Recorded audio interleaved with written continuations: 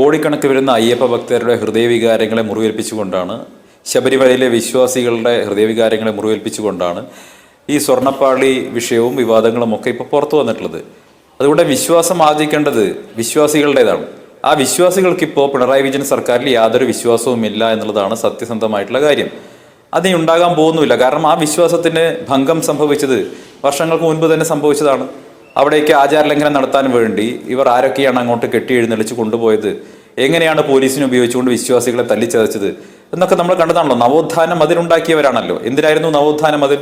ശബരിമലയിലെ ആചാരങ്ങളെ ലംഘിച്ചുകൊണ്ട് ശബരിമലയിൽ വിപ്ലവം കൊണ്ടുവരാൻ വേണ്ടി രണ്ട് അനാർക്കിസ്റ്റുകളായിട്ടുള്ള അല്ലെങ്കിൽ ഇവരുടെ ആക്ടിവിസ്റ്റുകളായിട്ടുള്ള രണ്ട് യുവതികളെ അങ്ങോട്ട് DYFI പോലീസുകാരുടെ നേതൃത്വത്തിൽ അങ്ങോട്ട് പറഞ്ഞയച്ചു. ഞാൻ ചോദിക്കട്ടെ, ഇപ്പോൾ അവരുടെ അവസ്ഥ എന്താ? ഈ ബിന്ദു അമ്മണിയുടെയും കനകദുർഗയുടെയും ഇപ്പോഴത്തെ അവസ്ഥ എന്താ?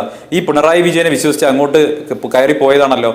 ഇപ്പോൾ അതേ CPM, നവോത്ഥാനം അതിലുണ്ടാക്കി അതേ CPM ഇപ്പോൾ നടത്തുന്നത് എന്താ?